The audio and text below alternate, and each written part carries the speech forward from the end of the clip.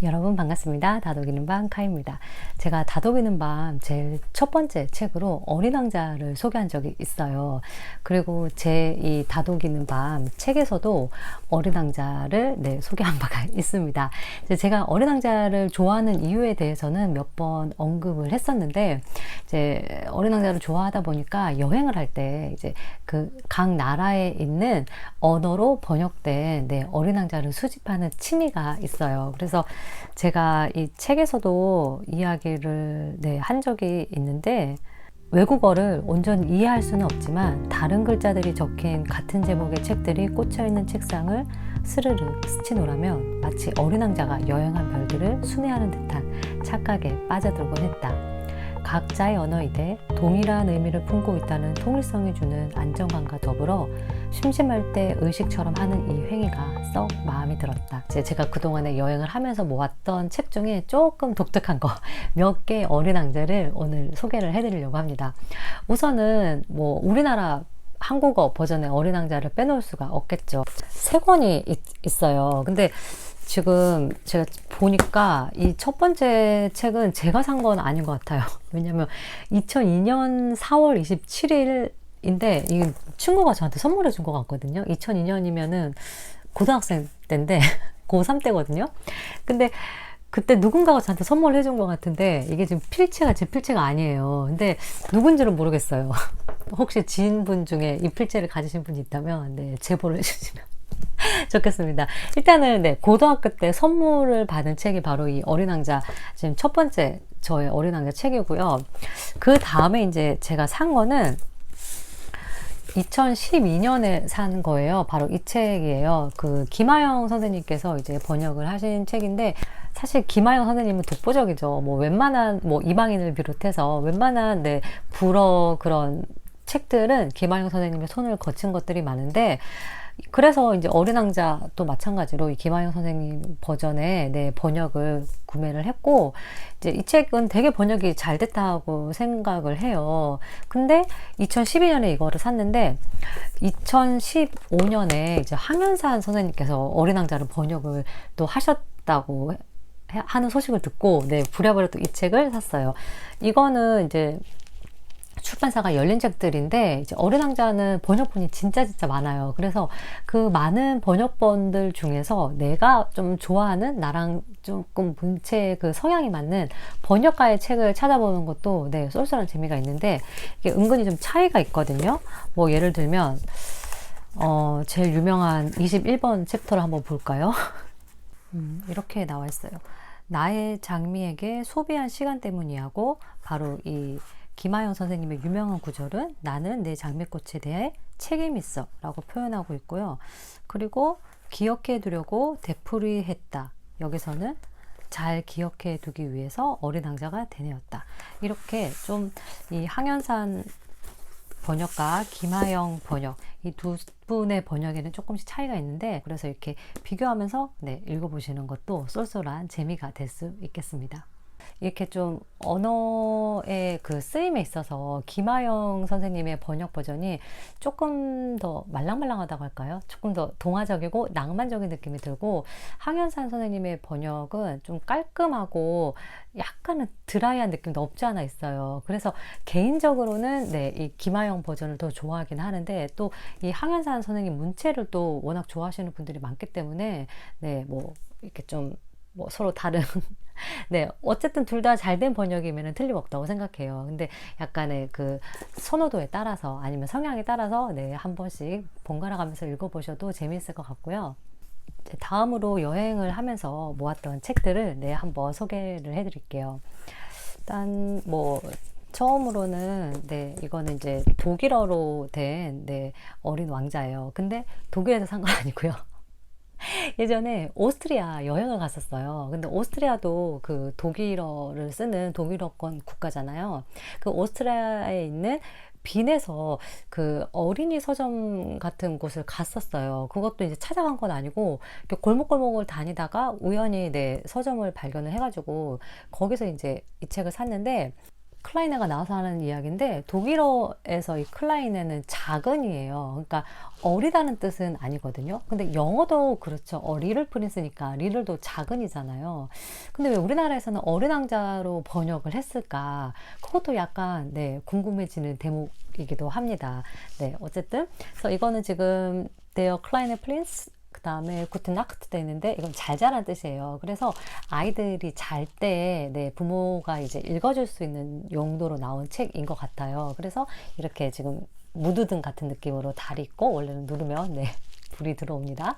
근데 이제 건전지가 다 돼가지고 네, 불이 안 들어오는데, 책 그 장수도 굉장히 얇아요. 보시면은 겨우 지금 5페이지밖에 안 되거든요. 뭐 바오바오 나무 잠깐 나오고, 네, 이런 식으로 지금 5페이지밖에 안 되고, 마지막에도 이제 이 달이 어린 왕자한테 구트 나크트 클라이네 플린츠 잘 자라고 이야기를 하고 있고, 이 어린 왕자도 눈 슐라프 아우도 너도 이제 잘 자 이렇게 하면서 책이 마무리되는 아주 네, 귀여운 그런 책입니다. 그래서 이거는 보자마자 사실 이 달 때문에 샀어요. 너무 귀여워서 샀는데, 이제 그 당시에는 독일어를 아예 몰랐을 때예요. 정말 1도 몰랐을 때인데, 그때도 이제 이 책을 수집을 할 때 나름의 규칙이 있었어요. 어차피 모르는 언어의 어린 왕자를 구입할 거면 이렇게 디자인이 독특한 걸 사자.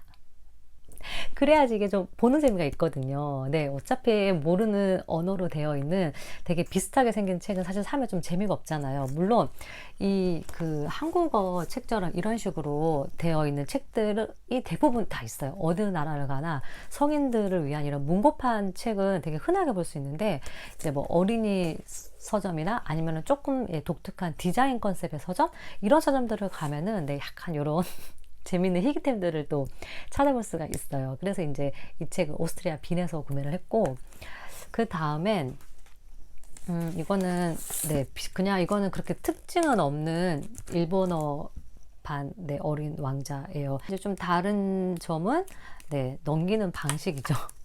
이게 우리랑 반대잖아요, 일본 책은. 그래서 보시면 여기서 이제 네, 이렇게 넘겨야 되는 거죠. 이렇게 네, 이렇게 넘기는 거고, 이제 세로로 되어 있다는 것도 특징 중에 하나죠. 일본어 책은요.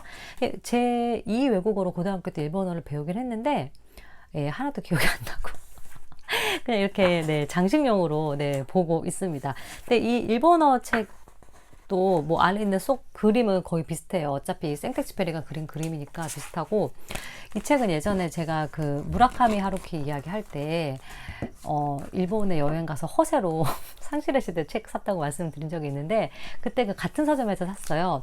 그 오사카에 가면은 안도 다다오가 설계한 서점이 있어요. 그래서 그 서점에서 이제 그 허세용으로 하루키의 상실의 시대를 사고, 그 다음에 네, 이 어린 왕자를 구매를 했습니다. 그래서 이거 굉장히 깨끗하죠.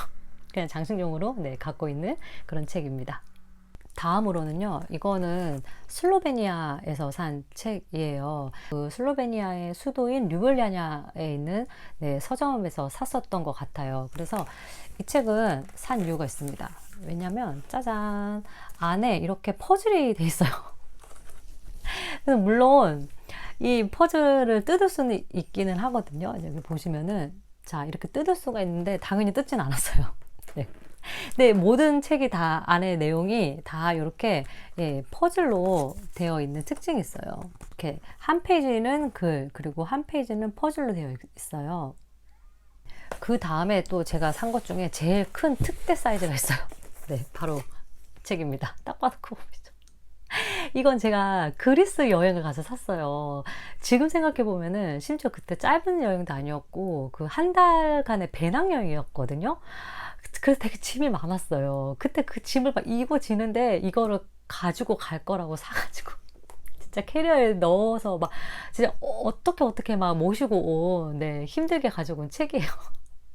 뭐 그 당시에 힘들게 가지고 왔으니까 또 지금 이렇게 제가 간직하고 있는 그런 책인데, 이 책은 진짜 너무 예뻐서 샀어요. 이게 이제 아테네에 있는 네, 그 약간 대형 서점에서 이거는 딱 우연찮게 발견해가지고 바로 구매를 했는데, 가격도 그렇게 비쌌던 것 같거든요. 정확히 기억이 안 나요. 근데 이제 이 책은 팝업북이에요. 그래 이제 물론 여기 이제 그리스어로 되어 있어서 네, 전혀 모르고요. 이제 이 책을 좀 보여드리면, 자, 이렇게 페이지가 있으면 이런 걸 딱 열면 네, 또 코끼리가 나와요. 이런 식으로 대부분 넘기는 책 페이지마다 예쁜 그림들이 너무너무 많아요. 보시면 네, 이렇게 또 어린 왕자가 있고 이런 것도 다 열면 네, 네, 양이 나오고 여기서도 열면 네, 이거 그 유명한 상자가 나옵니다. 자, 다음 페이지는요. 네, 이렇게 어린 왕자가 돌아가는 모습이고 다음에 여기를 열면 돼요. 여기를 열면 네, 짜잔 이런 네, 이 지리학자의 별인데 망원경으로 관찰하는 모습이 팝업북으로 되어 있고요. 다음에도 이렇게 또 막 움직여요. 이런 것도 재밌죠. 이런 거 저만 좋아하나요? 이것도 너무 재밌는 게요. 지금 위는 달이에요. 근데 이제 달이 지면 해가 뜨잖아요. 그러면 짜잔 이렇게 또 해가 나와요. 이런 게 너무 안 살 수가 없었어요. 그래서 이게 지금 재밌죠. 이렇게 올렸다가 내렸다가 하면은 네, 굉장히 재밌는 팝업북 책이에요. 뭐 장미도 있고.